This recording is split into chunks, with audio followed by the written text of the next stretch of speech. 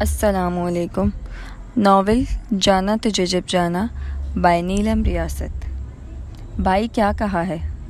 تمہارے سامنے یہ میں نے تو بس یہی کہا ہے جس بوتیک پہ لے جا رہا ہوں وہاں سے سب کچھ مل جاتا ہے، اس میں فری ہونے والا کون سا جملہ ہے؟ میری باتوں پہ تو ایویں غصہ کھا رہی ہے۔ اتنا معصوم بننے کی ایکٹنگ کسی اور کے سامنے جا کر کریں تاشفین صاحب۔ مجھے چیپ حرکتیں کرتے لوگ زہر لگتے ہیں۔ ہاں تو مجبوری میں انسان زہر ہی پیتا ہے۔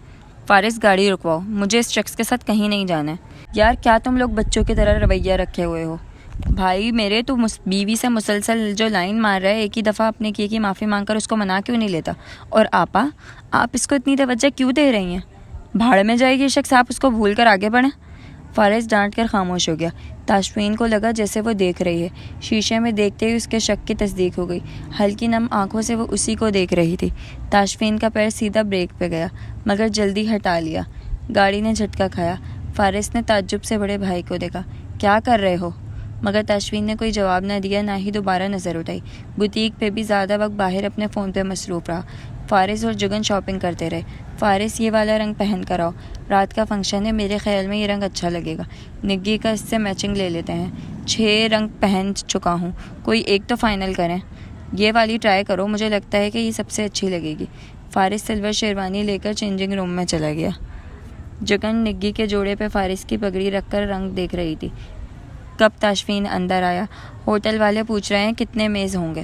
میں کیا کہہ سکتی ہوں؟ یہ بات تو آپ یا ابو بہتر جانتے ہوں گے۔ کیا تمہاری ان دنوں حارث سے کوئی بات ہوئی ہے؟ نہیں، کیوں؟ جگن کو تاشفین کے چہرے پہ پریشانی کے آثار نظر آئے۔ وہ کہیں لائن پہ نہیں مل رہا ہے اور میں اس کی بیوی کے منہ نہیں لگنا چاہتا ہوں۔ کیا تم اپنے ڈیڈ کو کال کر کے حارث کے بارے میں کچھ معلوم کر سکتی ہو؟ اس کے عملے کا کہنا ہے کہ وہ بزنس کے سلسلے میں دبئی گیا ہوا ہے، اس کے گھر سے بھی یہی کہا گیا تھا۔ اب ڈیڈ سے پوچھو آخری دفعہ ان کے حارث سے کب بات ہوئی تھی؟ کہ ابھی کال کروں یا گھر جا کر؟ ابھی کر لو۔ اپنے ڈیڈ کو میری طرف سے فارس کے نکاح کی تقریب میں انوائٹ بھی کر دینا۔ اوہ ہاؤ سویٹ، کیا کہوں۔ ہیلو ڈیڈ، اپنا داماد یاد ہے آپ کو، جس کے لیے میں کسی کو خاطر میں نہ لائی؟ اس نے آپ کی بیٹی کو 3 دفعہ ہی طلاق دے دینی تھی، جسے آپ کی بیٹی نے بیچ میں ٹپک کر 2 تک ہی روک دیا۔ اب وہی داماد آپ کو اپنے گھر انوائٹ کر رہا ہے، ضرور آئیے گا۔ کیا یہ کہوں؟ چلو یہ تو مان گئی ہونا کہ 3 بار طلاق دے رہا تھا، پر 2 بار ہی دی ہے۔ نہ، اس خوش فہمی میں مت رہیے گا۔ شریعت میں تو طلاق کے لیے مختلف شرطیں ہیں، 1 طلاق ہوئی، 2 ہوئی یا مکمل طلاق ہو گئی، مگر دل کی سلطنت سے میں ہاتھ پکڑ کر نکالنا نہیں پڑتا۔ محبوب ایک اکتائی ہوئی نظر ہی آپ پر ڈال دے تو دل مر جاتا ہے۔ تم نے کہہ دیا، جگن کو چھوڑا، اب 3 بار پورا کہو یا نہ کہو، جگن نے تمہیں چھوڑ دیا ہے۔ کیسا لگ رہا ہوں؟ فارس کی آواز نے تاشفین کو سوچ سے نکالا۔ پلٹ کے فارس کو دیکھا، جبکہ جگن جب بولی تو لہجے سے کچھ لمحے پہلے والی لاتعلقی مفقود تھی۔ ماشاء اللہ، صدقے جاؤں، میرا بھائی کیسا شاندار دلہا بنا ہے۔ یہ پگڑی بھی پہنو۔ اس نے آگے بڑھ کر پنجوں کے بل کھڑی ہو کر پگڑی فارس کے سر پہ جما دی۔ مڑے بغیر تاشفین سے پوچھا، کیا خیال ہے، یہ رنگ فارس پہ جچتا ہے؟ تاشفین دیکھ بیوی کو رہا تھا اور جواب فارس کے بارے میں دیا۔ ہاں ٹھیک لگ رہا ہے، تمہاری ممی نے ٹھیک کہا تھا، تمہیں سیلون کا چکر لگانا چاہیے، میرے ساتھ آؤ۔ اس نے جگن کا ہاتھ پکڑ کر اپنے ساتھ کھینچا، اس کے احتجاج کو ذرا خاطر میں نہ لایا۔ وہ فارس کو اپنا والیٹ تھماتے ہوئے بولا، سامان پیک کروا کر پیمنٹ کرو، ہم لوگ نچلی منزل پہ موجود سیلون میں ہیں، باہر کیفے میں انتظار کرنا۔ فارس نے والیٹ تھام لیا اور تاشفین اس کو ساتھ لیے باہر نکل آیا۔ انسان کے پاس تھوڑی سی تہذیب ہونا تو اس طرح کی حرکتیں کرنے سے پہلے 10 دفعہ سوچے۔ کس حرکت کی بات کر رہی ہو؟ اس طرح اپنی چلا کر کیا ثابت کرنا چاہ رہے ہو؟ یہی کہ مجھے تمہارا باب کٹ یاد آتا ہے، وہی دلانے لے جا رہا ہوں۔ جگن نے اپنا پورا زور لگا کر بازو کھینچا۔ میں بال نہیں کٹوا رہی ہوں۔ تاشفین نے قدم روکے، سنجیدہ نظر سے اس کو دیکھا۔ کچھ پل رش بھرے مال میں آتے جاتے لوگوں کے درمیان ساکت کھڑا رہا، پھر اچانک جگن کا ہاتھ چھوڑ دیا اور کچھ بھی کہے بغیر لمبے لمبے ڈگ بھرتا بھیڑ کے حصہ بن کر جگن کی نظروں سے اوجھل ہو گیا۔ جب تک وہ کالی شلوار قمیض میں اونچے قد والا نظر آتا رہا وہ دیکھتی رہی، بعد میں اس کو ڈھونڈتی بھی رہی مگر وہ نظر نہیں آیا۔ وہ مرے مرے قدموں سے سیلون تک آئی۔ تمام مہمان پہنچ چکے تھے، 6 بجے کا وقت تھا، مگر میزبان گدھے کے سر سے حسین کی طرح غائب تھے۔ حسین مہمانوں کو بھی دیکھ رہا تھا اور بار بار دروازے کی جانب بھی نظر جا رہی تھی جہاں فارس فون ہاتھ میں لیے کھڑا تھا۔ اب کی دفعہ لڑکا نہیں بھاگا ہے بلکہ اس کا بڑا بھائی بھاگ گیا ہے۔ جگن نے دلہن بنی نگی کے کندھے پہ ہاتھ رسید کیا۔ چپ کر جاؤ، کیوں لپسٹک خراب کرنے پہ تلی ہوئی ہو؟ جگن کیا تھا جو تم میرے بھائی کی خواہش کا احترام کرتے ہوئے اس کے ساتھ بال کٹوانے چلی جاتی ہیں؟ آخر برائی ہی کیا تھی؟ نگی، تمہارے ساتھ کوئی بات کرنا سراسر احمقانہ فیصلہ ہے۔ نہیں، بندہ پوچھے، اگر تاشفین کی بات اتنی ہی بری لگی تھی تو اس کی خواہش پوری کیوں کر کے آئی ہو؟ بال تو تم نے کٹوا ہی لیے، کیا تھا جو میرے بھائی کے ہمراہ ہی جا کر کٹوا دی؟ اس بیچارے کا بھی دل رہ جاتا۔ تم نے چپ نہیں کرنا ہے، میں ہی یہاں سے اٹھ جاتی ہوں۔ ہاں جاؤ، حیا کی کمی دیکھو کہ دلہن میں ہوں، پورے 15,000 کا میک اپ میں نے کروایا ہے اور عوام کے سارے ہال کی نظریں تمہارے پیچھے لگی ہوئی ہیں۔ تم میرے پاس سے اٹھو گی تو کسی کو میں غریب نہیں نظر آؤں گی، مگر پھر ماموں کا خیال آ جاتا ہے۔ دیکھو ذرا کیسے شفقت سے اپنی بہوؤں کو دیکھ رہے ہیں۔ کاش ہماری جٹھانی بھی رنگ میں بھنگ ڈالنے کو موجود ہوتی۔ صرف اس لیے میں نے چپ چاپ شادی کو ہاں کر دی کہ تاشفین بھائی نے فیصلہ سنایا تھا، ورنہ الماس کے دیور سے شادی کرنے سے پہلے بندہ 100 دفعہ سوچے۔ سنجیدہ بات ہونے کے باوجود جگن کی ہنسی نکل گئی، پورے جوش سے ہنس رہی تھی۔ جب اندر آتے افراد نظر کے سامنے آئے، ہنسی ایک دم رک گئی۔ تاشفین پیچھے تھا، مہمانوں سے ہاتھ ملاتا معذرت کرتا آ رہا تھا۔ آگے جگن کے ڈیڈ تھے اور ان کے برابر میں عباس کی انگلی تھامے مہا آ رہی تھی۔ جگن سے اپنی خوشی چھپائی نہ گئی، اٹھ کر بھانجی کے استقبال کو آگے بڑھی۔ مہا بھاگتی ہوئی جا کر اس سے چمٹ گئی۔ آنی، میں نے آپ کو بہت سارا مس کیا تھا میری جان، جب مس کیا تو ملنے کیوں نہ آئی؟ تمہارے ڈیڈی کو میں نے کئی دفعہ بولا کہ تم لوگوں کو لے کر آئیں۔ خیر چھوڑو ان باتوں کو، آؤ اپنے دادا ابو سے ملو۔ وہ مہا کو لے کر اسرار احمد کے پاس آئی جو اپنے دوستوں کے ساتھ بیٹھے ہوئے تھے۔ السلام علیکم دادا ابو۔ اسرار احمد ایک دم سے اتنا شوق ہوئے کہ فوری طور پر جواب نہ دے سکے۔ ماں نے ان کو جھپی ڈالی اور ان کے داڑھی مبارک والے گال پہ بوسہ لیا۔ میری گڑیا آئی ہے، آج واقعی میرے لیے خوشی کا دن ہے۔ دادا ابو، نانا جان بھی آئے ہیں۔ تب تک وہ خود بھی اسرار احمد تک پہنچ چکے تھے۔ دونوں نے ہاتھ ملایا۔ سیٹھ صاحب نے بڑی گرم جوشی سے مصافحہ کیا، جگن کو ساتھ لگا کر پیار کیا اور وہیں ان کے پاس ہی خالی سیٹ پہ بیٹھ گئے۔ اپنے ڈیڈ کو سامنے دیکھ کر اس کی آنکھیں یوں ہی بھرنے کو تیار ہو گئیں۔ گلے میں پھندا سا اٹکتا محسوس ہونے لگا۔ وہ ابھی آئی کا بہانہ بناتی وہاں سے ہٹی، اسٹیج کی پچھلی سائڈ پہ جاتے ہوئے ہاتھ میں پکڑے ٹشو کے ساتھ مسکارا اور لائنر بچاتے ہوئے آنکھ میں آئی نمی صاف کر رہی تھی جب وہ سامنے آ کر رک گیا۔ جگن نے اکتاہٹ سے سر اٹھا کر اس کے چہرے کو دیکھا۔ وہ سمجھی کوئی اور ہے۔ تاشفین کو دیکھ کر دکھ اور بھی سوا ہو گیا۔ اس نے دوپہر والا کالا شلوار سوٹ پہن رکھا تھا، بس اضافہ اس براؤن مفلر کا تھا جس کو گردن کے گرد لپٹا ہوا تھا۔ آگے سے ہٹیں، کیا تمہاری تعریف کر سکتا ہوں؟ خبردار جو ایک لفظ بھی بولا تو یہی سب کے سامنے پھوٹ پھوٹ کر رو دوں گی۔ ایک موٹا سا آنسو ٹوٹ کر گر گیا۔ جگن کی ہال کی جانب پشت تھی اور تاشفین کا اس جانب چہرہ تھا۔ اس نے سارے ہال پہ نگاہ ڈالی اور پھر اپنے سامنے سر جھکائے کھڑی آنسو پیتے جگن کو دیکھا۔ اپنی قمیص کی سائڈ والی جیب میں ہاتھ ڈالا اور ایک پیکٹ نکال کر جگن کے ہاتھ پہ رکھ دیا۔ جگن نے سرخ رنگ کا جوڑا پہنا ہوا تھا جس پہ گولڈن کام تھا۔ یہ تمہارے لیے لایا ہوں۔ جگن نے آہستگی سے اپنے ہاتھ کی ہتھیلی کھولی۔ پیکٹ کے اندر سے سرخ پتیوں نے جھانک کر سلام کیا۔ یہ سب چونچلے میرے دل پہ لگی چوٹ مٹا نہیں سکیں گے، اس لیے اپنی انرجی ضائع نہ کریں تو بہتر ہوگا، اس نے پورے اعتماد سے تاشفین کی آنکھوں میں دیکھ کر کہا اور پیکٹ اسی کی ہتھیلی پہ پٹک کر واپس مڑ گئے۔ یہ الگ بات کہ باقی کا سارا وقت وہ پھول آنکھوں کے سامنے سے ہٹے نہیں۔ نکاح خواہ آیا۔ فارس اور نگی دونوں اسٹیج پہ ایک ساتھ بیٹھے ہوئے تھے۔ نگی کی بھابھی نے اس کے دوپٹے کے اوپر چادر ڈال کر گھونگھٹ نکال دیا۔ جب مولوی صاحب نکاح پڑھوانے لگے، نگی جی انگلی کھڑی کرتے ہوئے بولی، کیا میں کچھ کہہ سکتی ہوں؟ اب گرد کھڑی ساری عوام ہکا بکا، آخر کون سی بات تھی جو انتظار نہ ہوا؟ پھپھی نے تو ڈانٹ بھی دیا، مگر نگی پھر نگی تھی۔ اماں ڈانٹ کر چپ کروا لینے کے دن گئے۔ اب آپ کی بیٹی کی شادی ہو رہی ہے، جو کہنا چاہتی ہوں کہے بغیر نہیں رہوں گی، بس تاشفین بھائی کو سامنے لائیں۔ فارس نے کالی شلوار کے ساتھ سلور شیروانی پہنی ہوئی تھی جس کے اوپر کالی ہی ویسٹ کوٹ تھی۔ پہلو بدل کر بڑبڑایا، اس دن بھی اس عورت کی زبان قابو سے باہر ہے، اللہ میرے حال پہ رحم کریں۔ تاشفین وہیں موجود تھا، بولا، نگی میں سن رہا ہوں، جو کہنا ہے کہو۔ سب سے پہلی بات یہ ہے کہ مجھے ایک طلاق کا حق بطور ملکیت چاہیے۔ لو جی، اس پہ بھی اپنے بھائی کا اثر ہو گیا، نکاح بھی ہوا نہیں، طلاق کا شوق پہلے جاگ گیا۔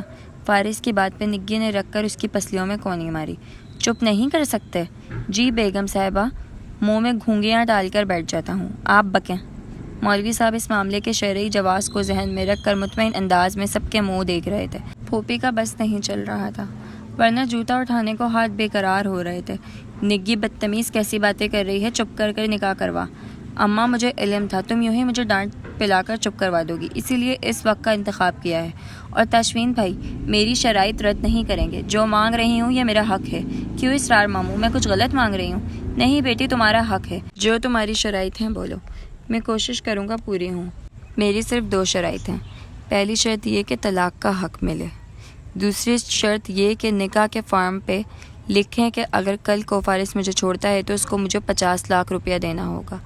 حق مہر چاہے تو کم سے کم شرعی مقدار رکھ لیں، مگر مجھ سے علیحدگی کی صورت میں اس کو یہ رقم مجھے دینا ہوگی۔ فارس نے تشفین کو دیکھ کر کوسنے دینے کے انداز میں دہائی دی۔ یہ سب آپ کی وجہ سے ہو رہا ہے، یہ لڑکی شادی نہیں کروا رہی، قربانی کا بکرا خرید رہی ہے۔ ہائے ابو جی مجھے بچا لیں۔ فارس کی ایکٹنگ پہ وہاں ہنسی کے فوارے پھوٹ گئے، جبکہ تشفین بولا، مولوی صاحب آپ فارم فل کر دیں، جو ہماری بہن کہہ رہی ہے ہمیں منظور ہے۔ مولوی صاحب بولے، کیا دلہے کو بھی منظور ہے؟ فارس مصنوعی اور نہ نظر آنے والے آنسو صاف کرتے ہوئے اس بات میں منمنایا، جی مولوی جی۔ جگن آپا دیکھ رہی ہیں آپ اس شاطر کے کام۔ جگن نے مسکراتے ہوئے نگی کو داد دی، نگی تم نے بہت سمجھداری کا مظاہرہ کیا ہے۔ اس کی بات پہ فارس پھٹ سے بولا، مجھے بھی ایسا ہی مظاہرہ کرنا چاہیے، اگر اس نے مجھے چھوڑا تو اس کو 1 کروڑ روپیہ مجھے دینا ہوگا۔ دونوں نے آج تک 10 لاکھ ایک ساتھ دیکھا نہیں اور باتیں ہو رہی ہیں کروڑوں کی۔ حسیب کی بات پہ پھر سے ہنسی جاگی۔ پھوپھی انتہائی شرمندگی کے ساتھ آنسو پوچھتے ہوئے کہہ رہی تھی، جگن اور تشفین میں تم لوگوں سے شرمندہ ہوں، میری بیٹی یوں سارے مہمانوں کے سامنے میری عزت کروا رہی ہے۔ تشفین نے جیب میں لگا پین اتارا اور خود فارم کے شرائط والے خانے پر کر دیے۔ نکاح ہوتے ہی مبارک و سلامت کا شور اٹھا، سب نے خوشگوار ماحول میں کھانا کھایا، جس کے بعد زیادہ تر مہمان تو چلے گئے، بس اپنے گھر والے ہی رہ گئے۔ 2 فوٹوگرافر دھڑا دھڑ تصویریں لینے میں مصروف تھے۔ بڑے بھابھی بھائی کی باری آئی، جگن نے ٹالنا چاہا مگر کامیاب نہ ہو سکی۔ باقی سب کے ساتھ اس نے بڑی خوشی سے تصویریں بنوائی تھیں، مگر اب بددلی سے تشفین کے پہلو میں کھڑی ہوئی تھی۔ سر اپنا بازو میم کی کمر میں ڈالیں۔ کوئی اور وقت ہوتا تو تشفین فوٹوگرافر کی اس غصاکی پہ اس کی خبر لے ڈالتا، مگر اس وقت فوٹوگرافر کا کہنا تشفین کو اپنے دل کی آواز لگی تھی، اس لیے فوری عمل کیا۔ جگن اس کا ہاتھ نہ جھٹک سکی، مگر اس کے بازو پہ پورے زور سے چٹکی لے ڈالی تھی۔ ماں اپنے نانا کے ساتھ واپس جا چکی تھی، کیونکہ ماں کو بتائے بغیر آئی ہوئی تھی، اس لیے جلد ہی چلی گئی۔ اس کے چاچو لوگ اتنے میں ہی بڑے خوش تھے۔ عباس تو سارا وقت اس کو اپنے ساتھ لیے بیٹھا نہ جانے کہاں کہاں کے قصے سنا رہا تھا۔ گھر جانے کی باری آئی تو جگن نے کہا، فارس اور نگی کو الگ گاڑی پہ جانے دیں، تم دونوں گھوم پھر کر گھر آنا، کوئی جلدی نہیں ہے۔ بظاہر بول وہ فارس اور نگی سے رہی تھی، مگر جس کو سنا رہی تھی جواب اسی نے دیا، اس وقت کوئی بھی کہیں سیر سپاٹے پہ نہیں نکل رہا، سیدھا گھر چلو۔ جگن نے بحث کے ارادے سے تشفین کی جانب دیکھا، وہ دونوں میاں بیوی ہیں، اگر تھوڑا وقت ساتھ گزارنا چاہیں تو حرج کیا ہے؟ ساتھ وقت گزارنے کو ساری عمر پڑی ہے، اور میں ساتھ وقت گزارنے پہ پابندی نہیں لگا رہا، بس گھر سے باہر رکنے کا موقع اچھا نہیں ہے، کسی اور وقت چلے جائیں۔ اب جلدی کرو، بیٹھو گاڑی میں، پہلے ہی 11:30 ہو گئے ہیں۔ میری کوشش تھی حد 9 بجے تک فنکشن ختم ہو جائے، اس نے اپنی گھڑی میں نظر ڈالتے ہوئے کہا۔ حسیب ایک ہی کیری ڈبہ کرائے پہ لے آیا تھا، سارے اسی میں بیٹھ گئے سوائے تشفین کے، وہ موٹر سائیکل پہ تھا۔ جگن کو یہ بات ہضم نہیں ہوئی، جہاں لوگ اس کو مارنے کو پھر رہے ہیں یہ اتنے مزے سے موٹر سائیکل پہ کیسے جا سکتا ہے؟ جگن نے حسیب سے کہا، اپنے بھائی سے کہو گاڑی میں بیٹھے۔ کھڑکی کھلی ہوئی تھی اور چونکہ وہ قریب ہی کھڑا تھا اس لیے براہ راست آواز پہنچ گئی۔ تشفین اس کی جانب دیکھ کر بڑی دلکشی سے مسکرایا اور بولا، مجھے ضروری کام سے نہ جانا ہوتا تو تمہیں ضرور آفر کرتا کہ تم میرے ساتھ سفر کر سکتی ہو۔ جن کی شادی ہوئی ہے اگر ان کا کہیں جانا منع ہے تو دوسرے لوگوں کے لیے بھی ویسے ہی اصول ہونے چاہیے۔ وہ ایک دفعہ پھر مسکرایا اور سر کھڑکی کے قریب کیا۔ جگن بے اختیار پیچھے کو ہوئی۔ تم ڈر کیوں رہی ہو؟ بلا جھجک بولو کہ تشفین اسرار، رات کے وقت اکیلے یوں موٹر سائیکل پہ کہیں مت جاؤ، تمہیں خطرہ ہو سکتا ہے۔ جگن جیسے مسپرائزڈ بیٹھی تھی، صرف تھوک نکل سکی، کچھ بولا نہ گیا۔ وہ خود ہی سنجیدگی اختیار کرتے ہوئے بولا، کل شاہ رخ کے کیس کی پیشی ہے، اسی سلسلے میں ضروری انتظامات کروانے جا رہا ہوں۔ تبادلے کے آرڈر پہ عمل نہ کرنے کی وجہ سے میری مراعات واپس لی جا سکتی ہیں۔ جب تک وہاں رپورٹ نہیں کروں گا نوکری سے چھٹی پر ہوں، ہو سکتا ہے کل کے بعد مجھے پکی چھٹی کروا دی جائے۔ چلتا ہوں، اور میں اکیلا نہیں ہوں، تمہاری دعائیں میرے ساتھ ہیں، السلام علیکم۔ دوسری جانب سے آنے والی ٹریفک پہ نظر رکھ کر جیسے ہی راہ ملی وہ اسپیڈ سے نکل گیا۔ جگن نے دل ہی دل میں آیت الکرسی اور جو بھی دعائیں یاد تھی پڑھ کر غائبانہ ہی اس پر پھونک دی۔ جب وہ آنکھیں بند کر کے پھونک مار رہی تھی نگی نے دیکھ لیا اور بولی، یہ محبت بھی کیا چیز ہے یار، ایک ہی وقت میں اپنے اندر کتنے رنگ رکھتی ہے۔ جگن گہری سانس بھر کر نگاہ چرا گئی، نگی سے انکار کیسے کرتی؟ جگن اندھیرے میں بیٹھ کے گراؤنڈ سے ٹیک لگا کر بیٹھی ہوئی تھی. ٹانگوں کو سینے سے لگا کر گھٹنوں کے گرد بازو لپیٹ کر اس نے سر رکھا ہوا تھا. اس کو اپنے دل کی طرح آج ایک کمرہ بھی ویران ہی لگ رہا تھا. کہ اب یہاں سے چلی جاؤں؟ جانے کیا سوچ کر ایک دفعہ پھر اس کی آنکھ بھر آئی. بیڈ کے دوسرے اینڈ پہ سویا باس پر کمبل ٹھیک کرتی وہ کمرے سے نکل آئی. لاؤنج میں لگے وال کلاک پہ رات کا 1:30 ہو رہا تھا. وہ جانتی تھی سبھی گھر پہ موجود ہیں سوائے اس کے، جس کے بارے میں وہ سوچنا بھی نہیں چاہتی تھی. مگر کیا صرف ہمارے شعوری طور پر چاہنے سے دل و دماغ اور لاشعور میں بسنے والی اپنی نشست سے برخاست کر دیتے ہیں؟ وہ سیڑھیاں چڑھتی اوپر آ گئی. ہوا چل رہی تھی. طبیعت پہ ایک دم اچھا اثر پڑا تھا. خود پہ حیرت بھی ہوئی کہ رات کے 2 بجنے والے ہیں اور وہ اکیلی ہی چھت پہ آ گئی ہے. مگر نہ جانے کیوں ڈر محسوس نہیں ہوا. وہیں سیڑھیوں کے پاس پڑی لوہے کی کرسی پہ پاؤں اوپر کر کے بیٹھ گئی. آنکھیں مودے نہ جانے کتنی دیر ویسے ہی بیٹھی رہی، شاید اونگ آ گئی تھی جب چھت پہ کسی کے کودنے کی آواز آئی. آنکھیں تو کھول لیں مگر جگن نے اپنا سر اٹھا کر ارد گرد نہیں دیکھا. 2 سیکنڈ بعد دوبارہ ویسی ہی آواز سنائی دی. جب اس کو اندازہ ہوا کہ آواز کسی انسان کے کودنے کی ہے تو دل پسلیاں توڑ کر نکلنے کو تیار پایا. کمرے کے دوسری جانب سے خسر پسر کی آوازیں آئیں. پھر اندھیرے میں ایک ہیبلا نمودار ہوا. اس کے حلق سے چیخ برآمد ہوتی رہ گئی. آنے والا جو بھی تھا وہ جگن کی وہاں پہ موجودگی سے یقیناً واقف نہیں تھا. ایک پل کو تو یہی سوچا آواز دے کر پوچھے کہ وہاں کون ہے، مگر اگلے پل کمرے کی پچھلی سائڈ پہ چاند کی روشنی میں دوسروں کے سائے نظر آتے ہی جگن کی سٹی گم ہو گئی. دل میں الارم بجنے لگے. دماغ نے سب سے پہلا سگنل یہی دیا کہ جگن بھاگ، مگر ٹانگوں نے عمل کرنے سے انکار کر دیا. کمرے کی آڑ ہونے کی وجہ سے وہ جگن کو اور نہ جگن ان کو دیکھ پا رہی تھی. سائے ابھی تک موجود تھے. ایک آدمی دوسرے سے کہہ رہا تھا، پکی بات ہے نا کہ شاہ رخ کے ماں باپ اور بہن اسی گھر میں ہیں؟ اور کہاں جائیں گے؟ ایس پی نے اپنے پروں کے نیچے چھپایا ہوا ہے، کب تک بچے گا اور ان کو بچائے گا؟ دوسرے والا کہنے کے ساتھ ہی کمینی سی ہنسا. جگن کو لگا اگر اب نہ اٹھی تو ادھر ہی ماری جائے گی. جوتے وہیں چھوڑ کر بڑی آہستگی سے بغیر کوئی آواز پیدا کیے وہ ننگے پاؤں سیڑھیوں کی جانب بھاگی. دروازہ پار کرتے ہی ایسا محسوس ہوا جیسے کسی دیوار سے ٹکر مار دی ہو. گلے سے خوف کے باعث نکلنے والی دہائی کا گلا بھاری ہاتھ نے منہ پر رکھتے ہی بند کر دیا. اس کے کانپتے وجود کو بازیوں میں بھر کر ہنوز منہ پہ ہاتھ رکھ کے کان میں سرگوشی کی گئی. گھبرانے کی ضرورت نہیں ہے، میں ہاتھ ہٹا رہا ہوں، آواز نہ نکالنا ورنہ دونوں ہی مارے جائیں گے. اندھیرا ہونے کے باوجود وہ اس کو بولنے سے پہلے اس کی خوشبو سے پہچان گئی تھی. 2 لوگ ہیں یا 3؟ اس نے بولنے کی کوشش کی مگر آواز برآمد نہ ہوئی. کانپتے ہاتھ سے تاشفین کا سیدھا ہاتھ پکڑا تاکہ اس کی ہتھیلی پہ 2 لکھ سکے، مگر اس کا ہاتھ خالی نہیں تھا. تاشفین کے سیدھے ہاتھ میں جو چیز جگن کو محسوس ہوئی وہ پسٹل تھا. جگن نے اس کے ہاتھ کی پشت پہ 2 لکھ دیا. جواب میں اس نے جگن کا ہاتھ پکڑا اور سیڑھیاں اترنے لگا. جگن نے محسوس کیا کہ جب وہ اوپر آئی تھی نیچے کئی بتیاں جل رہی تھیں، مگر اس وقت گپ اندھیرا تھا. آدھی سیڑھیوں پہ تاشفین سرگوشی میں مخاطب ہوا تھا. فارس اس کو نیچے لے جاؤ، تم اس کے ساتھ رہو گے، کچھ بھی ہو جائے اس کو اکیلے نہیں چھوڑنا، باقی میں دیکھتا ہوں. وہ مزید کچھ کہنے سننے کا موقع دیے بغیر واپس اوپر کی جانب چلا گیا. پسٹل کی ہولسٹر میں ڈال کر ممٹی کے دروازے کے پاس رکا. بانس کا درمیانے سائز کا ڈنڈا اٹھا لیا. فارس نے جگن کو پکڑ کر نیچے کی جانب لے جانا چاہا مگر وہ نہیں ہلی. آپا خدا کے لیے اس دن والا معاملہ مت کرنا. آج کوئی گھر میں گھس آیا ہے، آپ کو کمرے میں نہ پا کر وہ پہلے ہی تپا ہوا ہے. چلیں شاباش نیچے چلیں، بھی شوٹنگ ہوگی، تھوڑی دیر میں پتہ لگ جائے گا. وہ اوپر اکیلا گیا ہے. فور گاڈ سیک آپا کس مٹی کی بنی ہوئی ہے، کھانے دیں اس کو 2-4 مکے، 3-4 لاتے ہیں، اس کا علاج ہے، یقین مانے وہ سب ڈیزرو کرتا ہے. بکواس کر لو بس، جا کر بھائی کی مدد مت کرنا. وہ کوئی دودھ پیتا بچہ ہے جس کی مدد کروں؟ میرے ذمہ اس نے جو ذمہ داری لگائی ہے وہ پوری کرنے دیں. چلیں. وہ ابھی سرگوشیوں میں لڑ ہی رہے تھے جب چھت پہ قدموں کی چاپ سیڑھیوں کی جانب آتی سنائی دی. دونوں نے دم ساتھ لیا. جگن فارس کے پیچھے ہو کر دیوار سے چمٹ گئی. اگلے پل یوں آواز آئی جیسے آفریدی نے فاسٹ بالر کی گیند کو بلہ گھما کر ضرب ماری ہو. جواب میں گیند باؤنڈری کے پار تو نہ گئی مگر کسی وجود کے کرا کر گرنے کی آواز ضرور آئی. اگلے 2-4 سیکنڈ یوں ہی محسوس ہوا جیسے کسی دھوبی گھاٹ پہ آ گئے ہوں. اس کے بعد خاموشی چھا گئی. فارس بتی جلاؤ اور جلدی سے 2 رسیاں لے کر آؤ. فارس نے فوراً تعمیل کو بھاگا. بتیاں جل گئیں. فارس رسی لے کر جگن کے سامنے سے گزر کر اوپر آ گیا. وہ وہیں کی وہیں کھڑی رہی. ان دونوں کے ہاتھ پاؤں باندھ دو، میں آتا ہوں. وہ اس کو اپنی طرف آتا دیکھ کر بھی کھڑی رہی. وہ اس تک آیا اور اس کا ہاتھ پکڑ کر باقی کی سیڑھیاں اتر کر کمرے تک لے آیا. وہاں عباس کو سوتا پا کر اس کو ڈرائنگ روم میں لے آیا. بتی جلا کر اس کو صوفے پہ بٹھا کر اپنی جیب میں سے موبائل نکال کر نمبر ملایا اور کمرے کا دروازہ ہلکا سا بند کر دیا تاکہ آواز باہر نہ جائے۔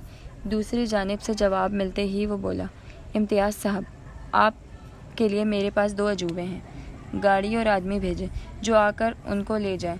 دوسرا یہ کہ میرے بھائی کے گھر پہ 2 اہلکار تعینات کریں۔ جی حارث اسرار کی بات کر رہا ہوں، ابھی کے ابھی وہاں پہ کسی کو بھیجیں۔ جی اللہ حافظ۔ فون بند کر کے وہ اس کی جانب متوجہ ہوا۔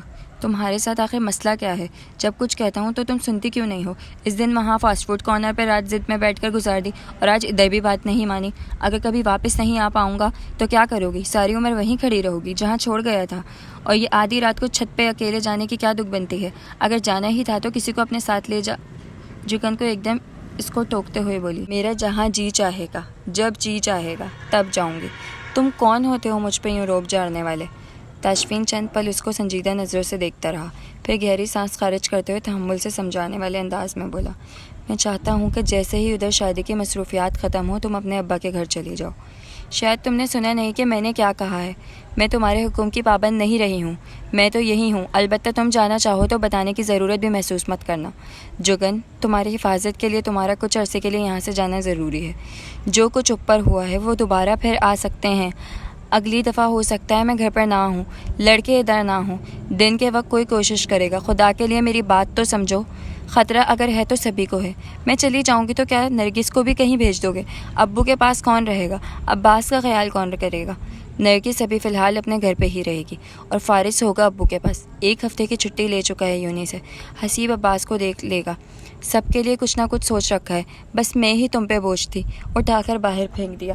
وہ لڑکے ہیں، اپنا خیال رکھ لیں گے، کہیں آگے پیچھے ہو جایا کریں گے۔ تم میری جگن کے چہرے پر نظر پڑی اور فقرہ ادھورا رہ گیا، جو کربناک تاثرات کے ساتھ فرش کو دیکھ رہی تھی۔ پھر ٹھہری ہوئی آواز میں بولی، ہاں تمہاری تھی، اب نہیں ہوں۔ جگن اتنا کہہ کر اس کی جانب دیکھے بغیر کمرے سے نکل گئی۔ تاشفین خود پہ ضبط کر کے اس کو جاتا دیکھتا رہا۔ جگن اپنے کمرے میں آ کر بستر پر لیٹی اور چند منٹ میں ہی نیند کی وادی میں اتر گئی۔ پہلے نیند اس لیے نہیں آ رہی تھی کہ وہ گھر پہ نہیں تھا، اب اس کو صحیح سلامت دیکھ لینے کے بعد یہ بھی بھول گئی کہ گھر میں آدمی گھس آئے ہیں اور بندے پڑے ہیں۔ وہ پرسکون سی سو گئی۔